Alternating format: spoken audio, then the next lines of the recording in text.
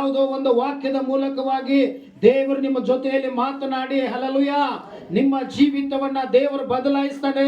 ನಿಮ್ಮ ಜೀವಿತದಲ್ಲಿ ದೇವರು ಅನೇಕ ಬಿಡುಗಡೆಗಳನ್ನ ಹಲ್ಲೆಲೂಯ ತರುವಂತವನಾಗಿದ್ದಾನೆ. ಎಷ್ಟು ಜನ ನಂಬಿಕೆ ಇರೋರು ಒಂದು ಚಪ್ಪಾಳೆ ತಟ್ಟಿ ಕರ್ತನಿಗೆ ಮಹಿಮೆ ಪಡುತ್ತಾನೆ. ಹಲ್ಲೆಲೂಯ. ನಮ್ಮ ದೇವರು ಬಿಡುಗದಂತ ದೇವರು ಯಾರು, ಆತನ ಬಗ್ಗೆ ನೀವು ತಿಳಿದುಕೊಂಡಿದ್ದೀರಾ? ಅದರ ಬಗ್ಗೆ ಇವತ್ತು ನಾವು ದೇವರ ವಾಕ್ಯವನ್ನ ನಾವು ಧ್ಯಾನ ಮಾಡೋಣ. ಮೊದಲನೇದಾಗಿ ವಚನ ಯೆಶಾಯನ ಬರೆದ ಪ್ರವಾದನೆ ಗ್ರಂಥ ಅದರ 1ನೇ ಅಧ್ಯಾಯ 3ನೇ ವಚನದಲ್ಲಿ ನೋಡುತ್ತೇವೆ. ಎತ್ತು ಯಜಮಾನನನ್ನು, ಕತ್ತೆ ಒಡೆಯನ ಕೊಟ್ಟಿಗೆಯನ್ನು, ಗೋದಲಿಯನ್ನು ತಿಳಿದಿರುವವು, ಆದರೆ ಇಸ್ರಾಯೇಲರ ಜನರಿಗೆ ಏನಿಲ್ಲ, ತಿಳುವಳಿಕೆ ಇಲ್ಲ. ನನ್ನ ಜನರು ನನ್ನನ್ನು ಏನ್ ಮಾಡಿದ್ದಾರೆ, ಮರೆತು ಬಿಟ್ಟಿದ್ದಾರೆ. ಹಲ್ಲೆಲೂಯ. ನನ್ನ ಜನರು ನನಗೆ ಏನ್ ಮಾಡ್ತಾ ಇದ್ದಾರೆ, ದ್ರೋಹ ಮಾಡ್ತಾ ಇದ್ದಾರೆ. ಹಲ್ಲೆಲೂಯ. ಅದಕ್ಕೆ ಅಲ್ಲಿ ದೇವರು ಹೇಳ್ತಾರೆ ಏನಂದ್ರೆ, ದುಷ್ಟ ಜನರೇ, ದ್ರೋಹಿಯಾದ ಮಕ್ಕಳೇ ಎಂಬುದಾಗಿ. ಹಲ್ಲೆಲೂಯ. ಹಾಗಾದ್ರೆ ಇವತ್ತು ನಾವು ನಂಬಿದಂತ ದೇವರು ಯಾರು, ಆತನ ಬಗ್ಗೆ ನಾವು ತಿಳಿದುಕೊಂಡಿದೀವಾ? ಹಲ್ಲೆಲೂಯ. ಎತ್ತು ತನ್ನ ಯಜಮಾನನನ್ನ ಗುರುತ ಹಿಡಿಯುವ ಹಾಗೆ, ಕತ್ತೆಯು ತನ್ನ ಗೋದಲಿಯನ್ನ ಗುರುತ ಹಿಡಿಯುವ ಹಾಗೆ ನಾವು ನಮ್ಮ ದೇವರನ್ನ ತಿಳಿದುಕೊಂಡಿದ್ದೀವಾ? ತಿಳಿದುಕೊಂಡು ನಾವು ಜೀವಿಸ್ತಾ ಇದ್ದೀವಾ? ತಿಳುವಳಿಕೆ ಉಳ್ಳವರಾಗಿದ್ದೀವಾ? ಅಥವಾ ಅಧರ್ಮದಲ್ಲಿ, ಹಲ್ಲೆಲೂಯ, ಪಾಪದಲ್ಲಿ ನಮ್ಮ ಮನಸ್ಸಿಗೆ ಬಂದ ಹಾಗೆ ನಾವು ಒಂದು ವೇಳೆ ದೇವರಿಗೆ ವಿರುದ್ಧವಾಗಿ ನಾವು ಜೀವಿಸ್ತಾ ಇದ್ದೀವಾ? ನಾವು ಯಾವ ರೀತಿಯಾಗಿ ಜೀವಿಸ್ತಾ ಇದ್ದೇವೆ? ನಮ್ಮನ್ನೇ ನಾವು ಇವತ್ತು ಈ ವಾಕ್ಯಗಳ ಮೂಲಕವಾಗಿ ನಮ್ಮನ್ನ ಏನ್ ಮಾಡೋಣ, ಪರೀಕ್ಷೆ ಮಾಡಿಕೊಳ್ಳೋಣ. ಹಲ್ಲೆಲೂಯ. 5 ಮಂದಿ ಬುದ್ಧಿ ಇಲ್ಲದವರು, 5 ಮಂದಿ ಬುದ್ಧಿವಂತೆಯರು, 5 ಮಂದಿ ಬುದ್ಧಿವಂತೆಯರು, ಬುದ್ಧಿ ಇಲ್ಲದವರು ತಮ್ಮ ಆರತಿಗಳನ್ನು ತಕ್ಕೊಂಡರು, ಆದರೆ ಏನ್ ತಕ್ಕೊಳ್ಳಲಿಲ್ಲ, ಎಣ್ಣೆ ತಕ್ಕೊಳ್ಳಲಿಲ್ಲ. ಹಲ್ಲೆಲೂಯ. ಇಲ್ಲಿ ಕರ್ತನು ಆತನ ಬರುವಾಗ ಏನು ಸಂಭವಿಸ್ತದೆ ಎಂಬುದಾಗಿ ಬರೆಯಲ್ಪಟ್ಟಿದೆ. ಹಲ್ಲೆಲೂಯ. ಈ ವಚನ ಭಾಗದಲ್ಲಿ ನೋಡ್ರಿ, ಕರ್ತನು ಆತನು ರಾಜಾದಿ ರಾಜನಾಗಿ ಈ ಲೋಕಕ್ಕೆ ಬರುವಾಗ ಏನು ಸಂಭವಿಸುತ್ತದೆ ಎಂಬುದಾಗಿ ಬರೆಯಲ್ಪಟ್ಟಿದೆ. ಹಲ್ಲೆಲೂಯ. ಹಾಗಾದರೆ ಇಲ್ಲಿ ಎಷ್ಟು ಜನ ಖಂಡಿಕೆಯರನ್ನು ನಾವು ನೋಡ್ತಾ ಇದ್ದೇವೆ? 10 ಜನ ಕನ್ನಿಕೆಯರು. ಹಲ್ಲೆಲೂಯ. ಅದರಲ್ಲಿ ಬುದ್ಧಿ ಇರುವವರು ಎಷ್ಟು ಜನ? ಬುದ್ಧಿ ಇಲ್ಲದೆ ಇರುವವರು ಎಷ್ಟು ಜನ? 5 ಜನ. ಆದರೆ ಬುದ್ಧಿ ಇರುವಂತ ಸ್ತ್ರೀಯರು ಏನ್ ಮಾಡಿದ್ರಂತಂದ್ರೆ, ಆರತಿಗಳನ್ನು ತೆಗೆದುಕೊಂಡರು. ಆ ಆರತಿಗಳಿಗೆ ಬೇಕಾದಂತ ಎಣ್ಣೆಯನ್ನು ಸಹ ಏನ್ ಮಾಡಿದ್ರು, ತೆಗೆದುಕೊಂಡ್ರು. ಹಲ್ಲೆಲೂಯ. ಹಾಗಾದ್ರೆ ಬುದ್ಧಿಹೀನವಾದ ಸ್ತ್ರೀಯರು ಏನ್ ಮಾಡಿದ್ರಂತಂದ್ರೆ, ಅವರು ಆರತಿಗಳನ್ನು ಮಾತ್ರ ತೆಗೆದುಕೊಂಡ್ರು, ಆದ್ರೆ ಎಣ್ಣೆಯನ್ನ ಏನ್ ಮಾಡಲಿಲ್ಲ, ತೆಗೆದುಕೊಳ್ಳಲಿಲ್ಲ. ಹಾಗಾದ್ರೆ ಜಾಗೃತರಾಗಿರ್ರಿ. ಕ್ರಿಸ್ತನ ಬರುವಾಗ ಯಾರು ಕೈ ಬಿಡಲ್ಪಡ್ತಾರೆ? ಬುದ್ಧಿಹೀನರು ಕೈ ಬಿಡಲ್ಪಡ್ತಾರೆ. ಹಲ್ಲೆಲೂಯ. ಯಾರು ಗಟ್ಟಿಯಾದ ಆಹಾರವನ್ನು ಸೇವಿಸುವುದಿಲ್ಲವೋ, ಯಾರು ದೇವರ ಪ್ರಾರ್ಥನೆಯಲ್ಲಿ ಬೆಳೆಯುವುದಿಲ್ಲವೋ, ವಾಕ್ಯದಲ್ಲಿ ಬೆಳೆಯುವುದಿಲ್ಲವೋ, ಆರಾಧನೆಯಲ್ಲಿ ಬೆಳೆಯುವುದಿಲ್ಲವೋ, ಕ್ರಿಸ್ತನ ಹೆಜ್ಜೆ ಜಾಡಿನಲ್ಲಿ ನಡೆಯುವುದಿಲ್ಲವೋ, ಹಲ್ಲೆಲೂಯ, ಅವರು ಎಣ್ಣೆ ಇಲ್ಲದವರಾಗಿದ್ದಾರೆ, ಅವರು ಅಭಿಷೇಕವಿಲ್ಲದವರಾಗಿದ್ದಾರೆ, ಅವರು ಆತ್ಮವನ್ನ ಹೊಂದಿಕೊಳ್ಳದವರಾಗಿದ್ದಾರೆ, ಅವರು ಬುದ್ಧಿಹೀನರಾಗಿ ಲೋಕಕ್ಕಾಗಿ ಅವರು ಜೀವಿಸ್ತಾ ಇದ್ದಾರೆ. ಲೋಕದ ಮೇಲೆ ಅವರ ಮನಸ್ಸಿದೆ, ಆದ್ರೆ ದೇವರಿಗೆ ಅವರಿಗೂ ಮನಸ್ಸು ದೂರವಾಗಿದೆ. ಹಲ್ಲೆಲೂಯ. ಒಂದು ವೇಳೆ ನೀವು ಬುದ್ಧಿಹೀನರಾಗಿ ಜೀವಿಸುವುದಾದರೆ ಕರ್ತನು ಬರುವಾಗ ಏನು ಸಂಭವಿಸುತ್ತದೆ? ಬುದ್ಧಿಹೀನರು ಕೈ ಬಿಡಲ್ಪಡುತ್ತಾರೆ, ಬುದ್ಧಿವಂತರು ಮಾತ್ರ ಪರಲೋಕಕ್ಕೆ ಎತ್ತಲ್ಪಡುತ್ತಾರೆ. ಹಾಗಾದರೆ ನೀನು ಯಾವ ಗುಂಪಿನಲ್ಲಿ ಸೇರಿದವರಾಗಿದ್ದೀರಿ? ನೀವು ಬುದ್ಧಿವಂತರಾಗಿದ್ದೀರೋ, ನೀವು ವಿದ್ಯಾವಂತರಾಗಿದ್ದೀರೋ, ನೀವು ಬುದ್ಧಿ ಇಲ್ಲದವರಾಗಿದ್ದೀರೋ? ಯಾವುದಕ್ಕಾಗಿ ನಿಮ್ಮ ಬುದ್ಧಿಯನ್ನ, ನಿಮ್ಮ ಜೀವಿತವನ್ನ ವ್ಯರ್ಥ ಮಾಡಿಕೊಳ್ಳುತ್ತಾ ಇದ್ದೀರಿ? ಹಲ್ಲೆಲೂಯ. ಇದು ರಾಜಾದಿ ರಾಜನು ಬರುವಾಗ, ಕರ್ತಾದಿ ಕರ್ತನು ಬರುವಾಗ, ಆತನು ನಿಮ್ಮನ್ನು ನೋಡುವಾಗ ನೀವು ಬುದ್ಧಿವಂತರಾಗಿರಬೇಕು. ನಿಮ್ಮ ಆರತಿಗಳಲ್ಲಿ ಎಣ್ಣೆ ಯಾವಾಗಲೂ ಉರಿತಾ ಇರಬೇಕು. ನಿನ್ನ ಹೃದಯದಲ್ಲಿ ದೇವರ ಪವಿತ್ರಾತ್ಮನ ಬಲವು, ಎಲ್ಲ ಪ್ರೇರಣೆಗಳು ಆತನ ಶಕ್ತಿಯಿಂದ ತುಂಬಲ್ಪಟ್ಟವರಾಗಿ. ಹಲ್ಲೆಲೂಯ.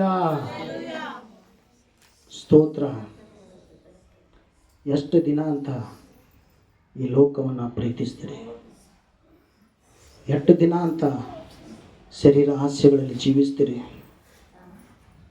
ಕರ್ತನು ಎಷ್ಟು ಅದ್ಭುತಗಳನ್ನು ಮಾಡಿದನು, ಎಷ್ಟು ಉಪಕಾರಗಳನ್ನು ಮಾಡಿದನು. ಒಂದಾದರೂ ಜ್ಞಾಪಕ ಇದೆಯಾ? ಒಂದಕ್ಕೋಸ್ಕರವಾದರೂ ದೇವರಿಗಾಗಿ ಜೀವಿಸ್ತಾ ಇದ್ದಾನ? ದೇವರಿಗಾಗಿ ನನ್ನನ್ನು ಸಮರ್ಪಣೆ ಮಾಡಿದಿನ. ಬುದ್ಧಿಹೀನನಾಗಿ ನನ್ನ ಜೀವಿತವೆಲ್ಲ ನಾಶವಾಗಿ ಹೋಯಿತು. ನನ್ನ ಕುಟುಂಬವೆಲ್ಲ ನಾಶವಾಗಿ ಹೋಯಿತು. ನನ್ನ ಎಲ್ಲ ಆಶೀರ್ವಾದಗಳ ನಾಶವಾಗಿ ಹೋಯಿತು. ಎಷ್ಟು ದಿನ ಇದೆ ಜೀವಿತ? ಎಷ್ಟು ದಿನ ಇದೆ ಜೀವಿತ? ಕರ್ತನು ಹೇಳುತ್ತಾನೆ, ನನ್ನ ಮಕ್ಕಳು ಬುದ್ಧಿಹೀನರಾಗಿದ್ದಾರೆ. ನನ್ನ ಮಕ್ಕಳು ನನಗೆ ದ್ರೋಹ ಮಾಡ್ತಾ ಇದ್ದಾರೆ. ನನ್ನ ಮಕ್ಕಳು ನನ್ನ ಮಾತು ಕೇಳುತ್ತಾ ಇಲ್ಲ. ಇವರೆಲ್ಲರೂ ದಾರಿ ತಪ್ಪಿ ನಡೀತಾ ಇದ್ದಾರೆ. ತಮ್ಮ ಮನಸ್ಸಿಗೆ ಬಂದ ಹಾಗೆ ಜೀವಿಸ್ತಾ ಇದ್ದಾರೆ. ಇವರಿಗೋಸ್ಕರವಾಗಿ ನಾನು ಎಷ್ಟು ಪರಿತಾಪ ಪಡಲಿ, ನಾನು ಎಷ್ಟು ಇವರನ್ನು ಸಹಿಸಿಕೊಳ್ಳಲಿ. Hallelujah, thank you Jesus. ಸಹೋದರ ಸಹೋದರಿ, ಇವತ್ತು ನಿನ್ನನ್ನು ಎಚ್ಚರಿಸಿಕೋ. ಇವತ್ತು ನಿನ್ನನ್ನು ಎಚ್ಚರಿಸಿಕೋ. ದೇವರು ಕೊಟ್ಟ ಸಮಯವನ್ನು ವ್ಯರ್ಥವಾಗಿ ಕಳಿಬೇಡ.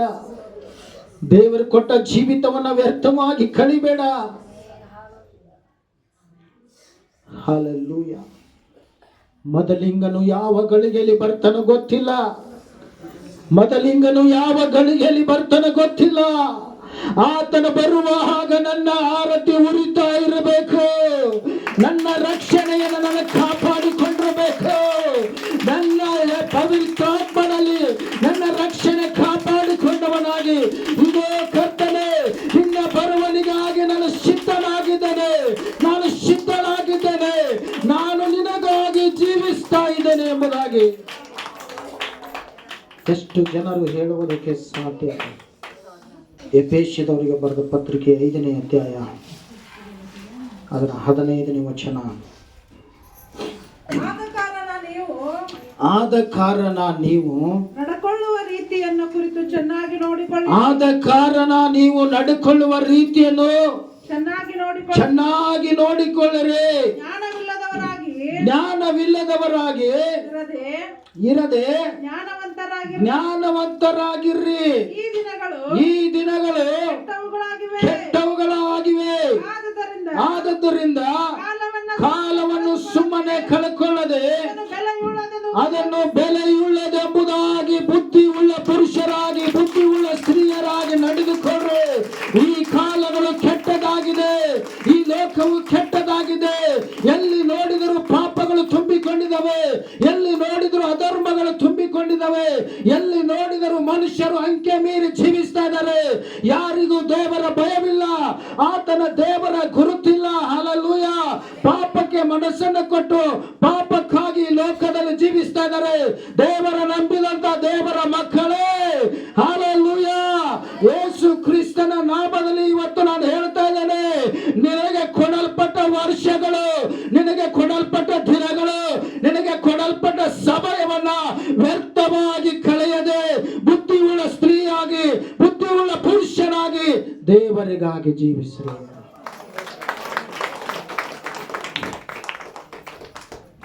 ಹಲ್ಲೆಲೂಯಾ. ಆತನ ಬರುವಾಗ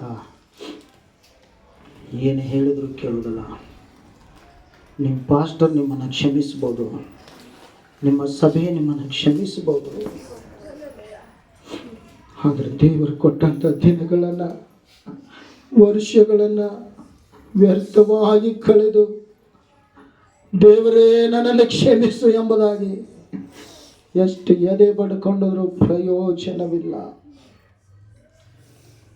ನಿನಗೆ ಕೊಟ್ಟ ವರ್ಷಗಳನ್ನು, ನಿನಗೆ ಕೊಟ್ಟ ಒಂದೊಂದು ದಿನಗಳನ್ನು ಎಷ್ಟು ವ್ಯರ್ಥವಾಗಿ ನೀನು ಕಳೆದಿದೆಯಾ?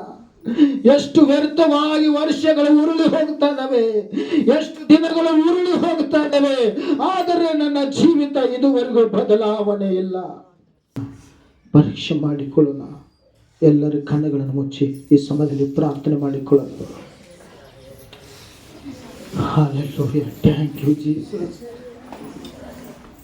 ಅಪ್ಪ, ನಿನಗೆ ಸ್ತೋತ್ರ.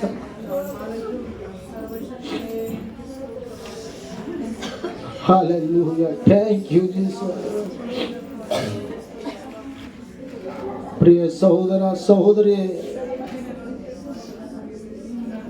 ದೇವರಿಗೆ ಸಮರ್ಪಿಸ್ರಿ. ದೇವರು ಮಾತನಾಡುವಾಗ ನಿಮ್ಮ ಹೃದಯವನ್ನು ಕಠಿಣ ಮಾಡಿಕೊಳ್ಳಬೇಡ್ರಿ. ನಿಮ್ಮನ್ನ ಬಿಟ್ಟುಕೊಡ್ರಿ, ದೇವರಿಗೆ ಒಪ್ಪಿಸಿಕೊಡ್ರಿ, ದೇವರಿಗೆ ಒಪ್ಪಿಸಿಕೊಡ್ರಿ. ಏಸಪ್ಪ, ನಿನಗಾಗಿ ನಾನು ಜೀವಿಸ್ತೇನೆ. ಇದುವರೆಗೂ ಬುದ್ಧಿಹೀನ ಕಾರ್ಯಗಳನ್ನು ನಾನು ಮಾಡಿರ್ಬೋದು, ನನ್ನನ್ನು ಕ್ಷಮಿಸಪ್ಪ. ಹಲ್ಲೆಲೂಯಾ. ಅಪ್ಪ, ಬುದ್ಧಿಯುಳ್ಳವನಾಗಿ ನಾನು ಜೀವಿಸ್ತೇನಪ್ಪ. ಹಲ್ಲೆಲೂಯಾ. Thank you lord. ಎಷ್ಟೋ ಜನರನ್ನು ನೋಡುವಾಗ ಕರ್ತನೆ ಅಪ್ಪ, ನಂಬಿ ದೀಕ್ಷಾ ಸ್ನಾನ ತೆಗೆದುಕೊಂಡು ಇವತ್ತು ಪಾಪದಲ್ಲೇ ಜೀವಿಸ್ತಾ ಇದ್ದಾರಪ್ಪ.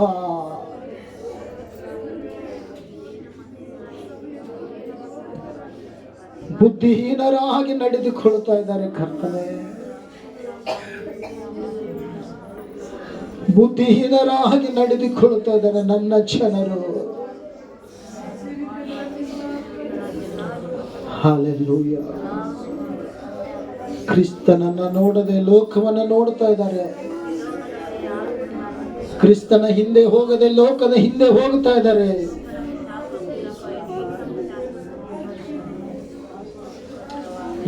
ಇರುವಷ್ಟು ಜ್ಞಾನ ಇವರಿಗೆ ಇಲ್ಲ. ಮಾರ್ಗವನ್ನು ತಪ್ಪಿ ನಡೀತಾ ಇದ್ದಾರೆ. ಸಹೋದರ ಸಹೋದರಿಯೇ, ದೇವರಿಗೆ ಸಮರ್ಪಣೆ ಮಾಡು. ನಿನ್ನ ಆರತಿ ಯಾವಾಗಲೂ ಉರಿಯುವಂಥದ್ದಾಗಿರಲಿ. ನಿನ್ನ ಹೃದಯದಲ್ಲಿ ಪರಿಶುದ್ಧಾತ್ಮನ ಬೆಂಕಿ ಯಾವಾಗಲೂ ಉರಿತಾ ಇರಲಿ. Hallelujah, hallelujah. ದೇವರೇ, ನನ್ನನ್ನು ಕ್ಷಮಿಸು ಎಂಬುದಾಗಿ ಬೇಡಿಕೊಳ್ಳ್ರಿ. ಅಪ್ಪ, ನನ್ನನ್ನು ತುಂಬಿಸು. ಗಟ್ಟಿಯಾದ ಆಹಾರವನ್ನು ನಾನು ಸೇವಿಸುವುದಕ್ಕಾಗಿ ನನಗೆ ಸಹಾಯ ಮಾಡು. Hallelujah. Thank you, Lord. Thank you, Lord. ಸಮರ್ಪಿಸ್ರಿ, ಸಮರ್ಪಿಸ್ರಿ. ನಿಮ್ಮ ಹೃದಯವನ್ನು ಬಿಗಿ ಹಿಡಿಬೇಡ್ರಿ. ಹೃದಯದಲ್ಲಿ ಬಾಪ, ನನ್ನ ಆರತಿ ಉರಿಬೇಕು. ಪರಿಶುದ್ಧಾತ್ಮನೇ ನನ್ನ ಹೃದಯದಲ್ಲಿ ಬಾರಪ್ಪ. Hallelujah. Thank you, Lord. Thank you, Lord. ಕರ್ತನೇ, ನಿನಗೆ ಸ್ತೋತ್ರ.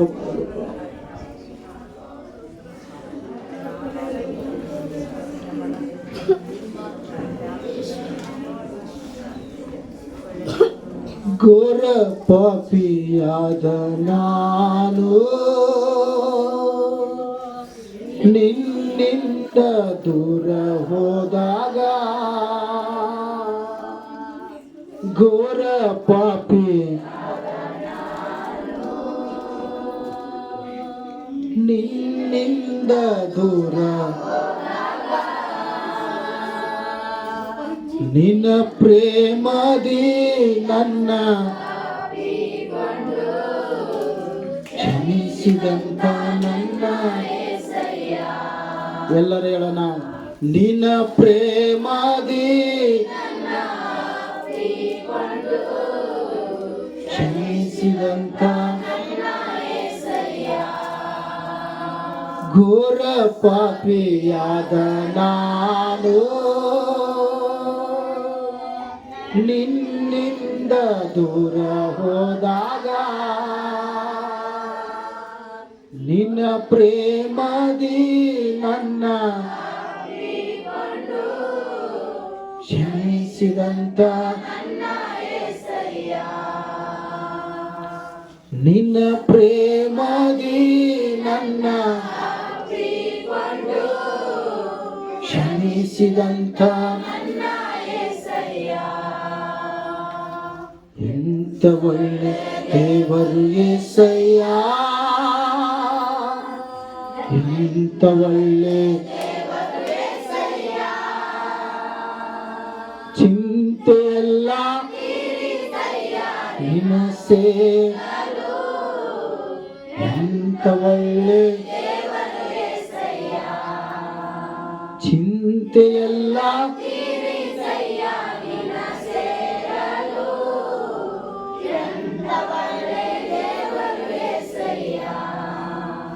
ನೀನು ಇಲ್ಲದೆ ನಾನು ಈ ಲೋಕದಲ್ಲಿ ಏಸಪ್ಪ, ನೀನಿಲ್ಲದೆ ನಾನು ಬದುಕುವುದಿಲ್ಲಪ್ಪ.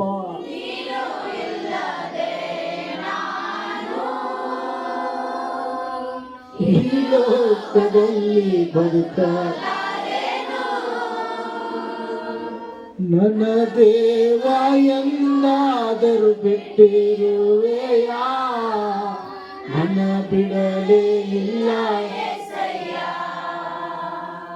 ನನ್ನ ದೇವ ಎಂದಾದರೂ ಬಿಟ್ಟಿರುವೆ, ನನ್ನ ಬಿಡಲೇ. ಎಂತ ಒಳ್ಳೆ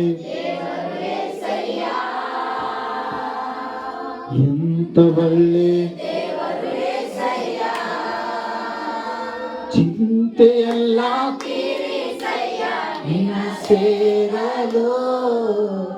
ಎಂತ ಒಳ್ಳೆ ನನ್ನ ಚಿಂತೆಯಲ್ಲ ನಿನ್ನ ಸೇರಲು. ಎಂತ ಒಳ್ಳೆ. ಹೌದು ಕರ್ತನೇ, ಘೋರ ಪಾಪಿಗಳಾದ ನಾವು ನಿನ್ನನ್ನು ಬಿಟ್ಟು ಅಲಿಯುವಾಗ ಕರ್ತನೆ, ನಾವು ಎಷ್ಟೇ ದೂರ ಹೋದರೂ ಕರ್ತನೆ, ನಿನ್ನ ಪ್ರೀತಿಯಿಂದ ಅಪ್ಪ ನಮ್ಮನ್ನು ಅಪ್ಪಿಕೊಂಡಿದೆಯಾ. ನಿನ್ನ ಪ್ರೀತಿ ಇದುವರೆಗೂ ನಮ್ಮನ್ನು ನಡೆಸ್ತಾ ಇದೆ, ಅದಕ್ಕಾಗಿ ಸ್ತೋತ್ರಪ್ಪ. ದೇವರೇ, ನಿನ್ನ ಪ್ರೀತಿಗೆ ನಾನು ದ್ರೋಹ ಮಾಡಿದೆನಪ್ಪ, ನನ್ನನ್ನು ಕ್ಷಮಿಸು ಕರ್ತನೆ. ನಿನ್ನ ಪ್ರೀತಿಗೆ ನಾನು ದ್ರೋಹ ಮಾಡಿದೆ, ನನ್ನನ್ನು ಕ್ಷಮಿಸಪ್ಪ. ನನಗೋಸ್ಕರವಾಗಿ ನಿನ್ನ ರಕ್ತವನ್ನು ಸುರಿಸಿದೀಯ, ನನಗೋಸ್ಕರವಾಗಿ ಮುಳ್ಳಿನ ಕಿರೀಟಪ್ಪ. ನನ್ನ ಪಾಪಕ್ಕಾಗಿ ನೀನು ಶಿಕ್ಷೆಯನ್ನು ಅನುಭವಿಸಿದೆಯಪ್ಪ. ನಮ್ಮನ್ನು ಕ್ಷಮಿಸು ದೇವರೇ. ದೇವರ ಮಕ್ಕಳೇ, ಇದು ದೇವರ ಸ್ವರ, ತಾತ್ಸಾರ ಮಾಡಬೇಡ್ರಿ. ದೇವರು ತನ್ನ ಹೃದಯದಲ್ಲಿ ಏನು ಬಯಕೆ ಇದೆ ಅದನ್ನು ಹಂಚಿಕೊಂಡಿದ್ದಾನೆ. ದೇವರು ತನ್ನ ದುಃಖವನ್ನು ಇವತ್ತು ನಮ್ಮ ಮುಂದೆ ಹಂಚಿಕೊಂಡಿದ್ದಾನೆ. ಮರೆತು ಹೋಗು ಯೇಸಪ್ಪ, ಇವತ್ತು ನನ್ನ ಜೊತೆ ಮಾತಾಡಿದಕ್ಕಾಗಿ ಸ್ತೋತ್ರ. Hallelujah, thank you lord.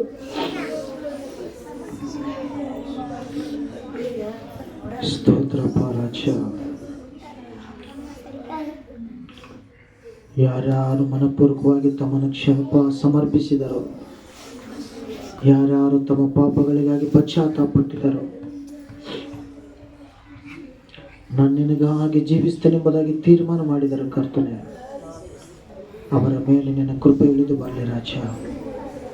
ಅವರನ್ನು ಬಲಪಡಿಸ್ರಿ, ಅವ್ರನ್ನ ಆಶೀರ್ವಾದ ಮಾಡಿರಿ.